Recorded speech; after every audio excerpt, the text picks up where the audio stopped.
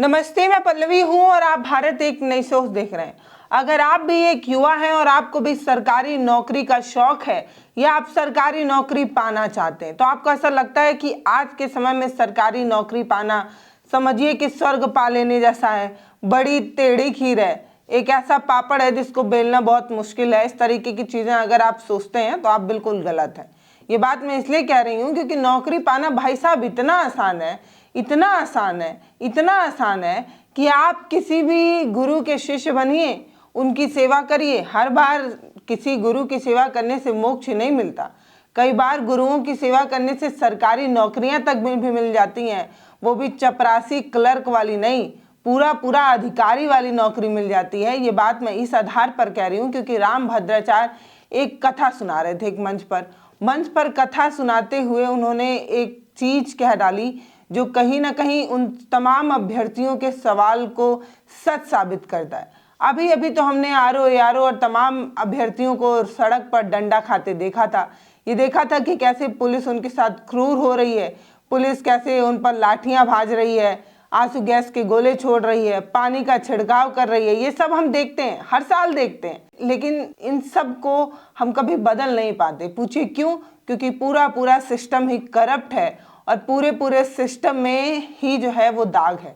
अब ये बात मैं इसलिए कह रही हूँ क्योंकि परीक्षा कराने वाली कंपनी से लेकर मंत्री अधिकारी से लेकर तमाम इंसान जिसका थोड़ा भी जुगाड़ है ना, वो नौकरी आराम से पा जा रहा है। और पिस कौन रहा है? पिस रहा है परिवार का वो बच्चा जो अपने बैग को अपने कंधे पर टांग कर अपने माँ से कहकर निकलता है कि अम्मा अगली बार जब आएंगे तो सरकारी नौकरी वाला कॉल लेटर लेकर आएंगे।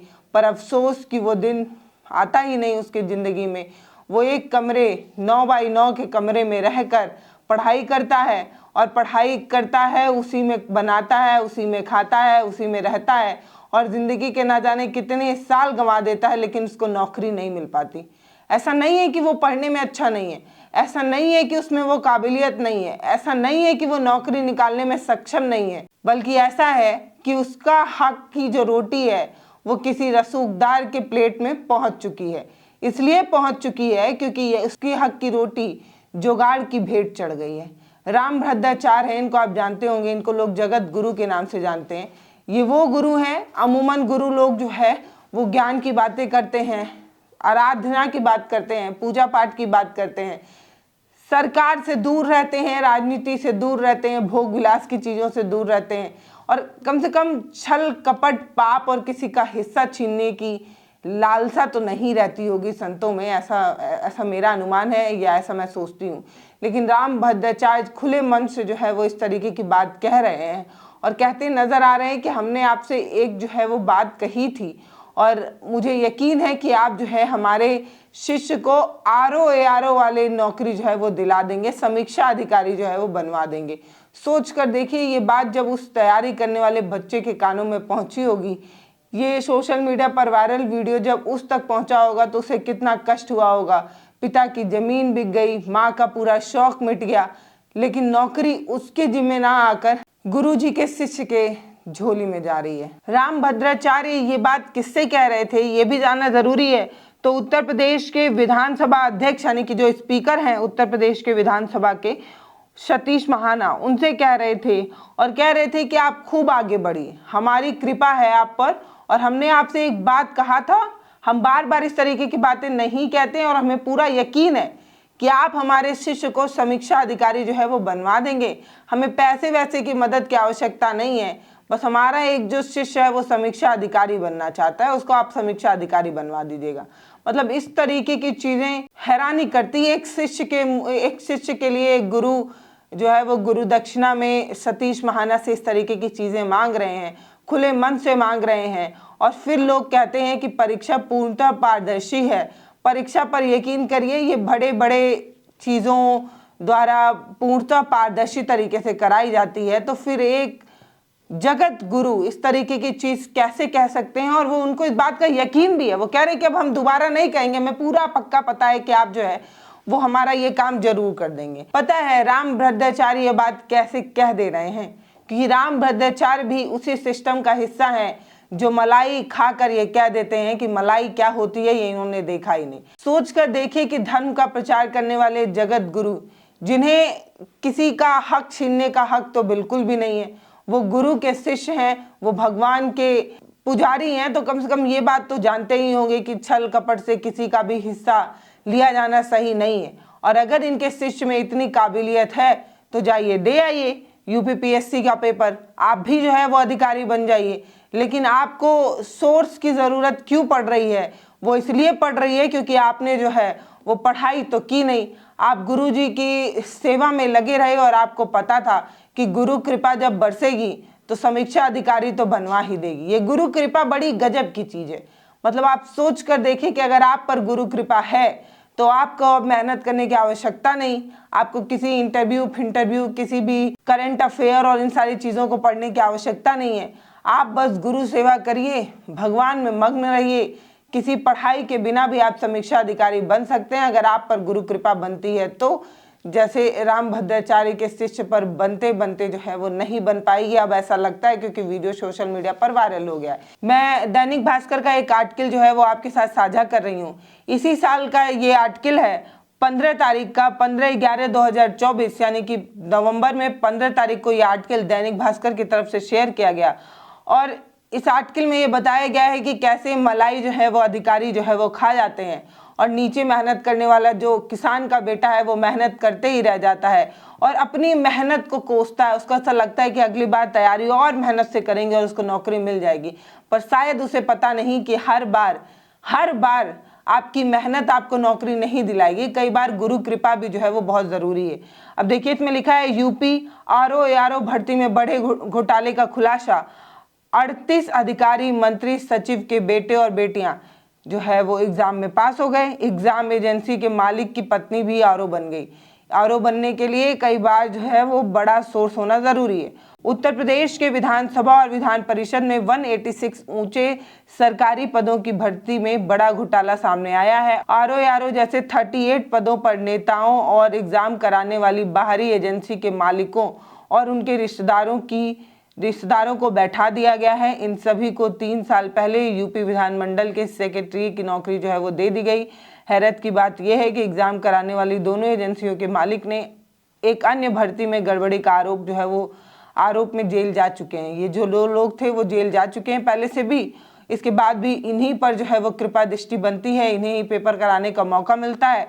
और आरओ जैसे पद में 38 पर जो है वो खुद ही जो है वो खा जाते हैं और अपने लोगों को जो है वो भर्ती करा देते हैं। इसमें तमाम है, इन मालिकों में से भी 5 रिश्तेदार अधिकारी बने बैठे हैं और इलाहाबाद हाईकोर्ट ने इसे भर्ती घोटाला कहा था। मामले को सीबीआई जांच के लिए जो है वो भेज दिया था, आदेश भी दिया था इलाहाबाद हाईकोर्ट ने, लेकिन उसका क्या हुआ भगवान भरोसे। इंडियन एक्सप्रेस की खबर ने इन नेताओं और अधिकारियों के नामों का भी जो है वो खुलासा किया था और आगे पूरा जो है वो लंबा चौड़ा आर्टिकल है, वो सब पढ़ने की बजाय मैं आपको ये बता देती हूँ कि इसमें किन किन लोगों का नाम है। तो इसमें कुछ बड़े लोगों का नाम है और उन्होंने इस पर क्या कहा है वो भी आपको बताऊंगी।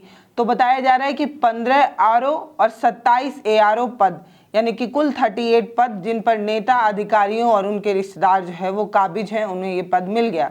किस नेता अधिकारी के रिश्तेदार का कहाँ चयन हुआ और किस पद पर चयन हुआ, ये जो है वो 2 कॉलम में लिखा हुआ है। पूर्व विधानसभा स्पीकर हृदय नारायण दीक्षित के पीआरओ और उनके भाई को जो है पब्लिक रिलेशन का एक नया पद जो है वो बना था, स्पेशल एग्जीक्यूटिव ऑफिसर। ये वाला पद जो है वो उनके पीआरओ और उनके भाई को मिल गया था। संसदीय कार्य विभाग के प्रमुख सचिव जयप्रकाश सिंह के बेटा बेटी जो हैं वो आरओ बन गए थे। इसके अलावा विधानसभा प्रमुख सचिव प्रदीप दुबे के चचेरे भाई और 3 बेटे और ममेरे भाई का एक बेटा जो है वो आरओ और एआरओ का पद जो है वो उन्हें मिला था। विधान परिषद के प्रमुख सचिव राकेश सिंह का बेटा जो है वो आरओ बन गया था। इसके अलावा पूर्व मंत्री महेंद्र सिंह का भतीजा जो है वो एआरओ बना था। उप लोकायुक्त और विधि विभाग के पूर्व प्रमुख सचिव दिनेश कुमार सिंह का बेटा जो है वो आरओ बन गया था। अखिलेश यादव, सीएम योगी के पूर्व एडीजी और अजय कुमार सिंह का बेटा जो है वो आरओ बन गया था। विधान परिषद के अतिरिक्त निजी सचिव धर्मेंद्र सिंह का बेटा और भाई जो है वो और एक निजी सचिव बन गया था। मुख्यमंत्री अखिलेश यादव के करीबी जितेंद्र सिंह यादव उर्फ निट्टू का जो भतीजा है वो जो है वो आरओ बन गया था। ऐसे ही तमाम लोगों का जो है वो नाम लिखा हुआ है। राभव के मालिक राम प्रवेश यादव की पत्नी जो है वो आरओ बन गई थी। ऐसे ही तमाम लोगों का नाम इसमें लिखा हुआ है। ये बताया है कि इन तमाम बड़े मंत्रियों और अधिकारियों के बेटे जो है वो इन पदों पर जो है वो बैठ गए थे। अब जब इन लोगों से बात की गई तो हृदय नारायण दीक्षित का कहना है कि मेरे प्यारों की नियुक्ति की बात जो हुई है इसमें मेरी कोई भूमिका नहीं है, मुझे पता नहीं है, इस तरीके की बात वो कहते हैं। जयप्रकाश सिंह कहते हैं कि मेरे बेटा बेटी की नियुक्ति जो हुई है वो उनकी योग्यता के आधार पर हुई है, इससे ज़्यादा कुछ नहीं कहना चाहते हैं जयप्रकाश सिंह। प्रदीप दुबे कहते हैं कि ये मामला जो है वो सुप्रीम कोर्ट में है, इसलिए इस पर चर्चा करना ठीक नहीं है। राकेश सिंह कहते हैं कि मुझे इस मसले पर कुछ भी नहीं कहना है। पूर्व मंत्री महेंद्र सिंह कहना है कि उनके परिवार के एक और सदस्य ने कहा कि महेंद्र सिंह का इससे कोई लेना देना नहीं है। दिनेश कुमार सिंह कहते हैं कि दिनेश कुमार सिंह के बेटे अब फिजिकली हैंडीकैप की कैटेगरी में निचली अदालत के जज बन गए हैं। दिनेश कुमार सिंह ने कहा कि मेरी उनकी औरों के पद में नियुक्ति की कोई भूमिका जो है वो नहीं है। इस तरीके से आप सफाई देते तमाम लोगों को सुनेंगे। दैनिक भास्कर की इस रिपोर्ट में आगे लिखा हुआ है कि अजय कुमार सिंह, जितेंद्र सिंह यादव और बाकी अन्य लोगों से भी संपर्क करने की कोशिश की, किसी ने कोई जवाब नहीं दिया। तो ये आर्टिकल है जिसमें तमाम बड़े नेता मंत्री अधिकारियों का नाम है और नाम पर उनका जवाब है। जब उनसे पूछा गया कि आपके करीबी, आपके जो रिश्तेदार हैं उनको ये पद कैसे मिल गया, कुछ कहते हैं मामला कोर्ट में है इसलिए नहीं कहना चाहते, कुछ कह रहे हैं कि अपनी योग्यता के आधार पर नियुक्ति हुई, कुछ को इस पर कुछ नहीं कहना है। बाकी एक बात तो साफ है, आरओ यारो के ये जो अभी बच्चे प्रोटेस्ट कर रहे हैं वो उनका भी यही कहना है कि जब एक दिन में भर्ती कराई जा सकती है तो एक ही परीक्षा को 2 दिन में कराना क्यों है। नॉर्मलाइजेशन को लेकर बच्चे जो आंदोलन कर रहे हैं, कई लोग इन्हें कहते हैं कि ये किसी पार्टी के आधार पर जो है वो प्रोटेस्ट कर रहे हैं, ये पार्टी से इन्फ्लुएंस होकर प्रदर्शन कर रहे हैं। नॉर्मलाइजेशन के विरोध में बच्चे इसलिए प्रोटेस्ट कर रहे हैं क्योंकि उन्हें इस बात का अंदेशा है कि नॉर्मलाइजेशन के नाम पर आप किसी को भी मलाई खिला सकते हैं और किसी के पेट से रोटी भी छीन सकते हैं। नॉर्मलाइजेशन अपने आप में एक ऐसी प्रक्रिया है जो कई तरीके के सवाल खड़े कर सकती है। जब आज तक ये परीक्षा एक दिन में होती है, 1 टाइम में होती है, तो आज इस परीक्षा को 2 दिन में कराने की क्या आवश्यकता है और नॉर्मलाइजेशन जैसे विवादित चीज को आरओ यारो जैसे पेपर में लाने की क्या आवश्यकता है, जिसके विरोध में बच्चे लगातार जो है वो प्रोटेस्ट करते रहे। कुछ लाठियां खाए, किसी का सर फूट गया, किसी का हाथ टूट गया, लेकिन अफसोस कि आंदोलन करने के लिए मरने वाला जो होता है वो गरीब का बेटा होता है और मलाई अधिकारियों के बेटे को मिल जाती है। नियुक्ति के नाम पर ये जो बंदरबाट हो रहा है इसके विरोध में लगातार बच्चे प्रोटेस्ट करते हैं और हम उसकी खबरें लगातार आपको दिखाते भी हैं। बाकी आपको क्या लगता है कि ये जो गुरु कृपा अपने शिष्य पर बरसा रहे हैं और समीक्षा अधिकारी जैसे पद की मांग खुले मंच से कह रहे हैं, वो भी किसी और इंसान से नहीं कह रहे हैं, उत्तर प्रदेश के विधानसभा स्पीकर से ये बात कही जा रही है, सतीश महाना से।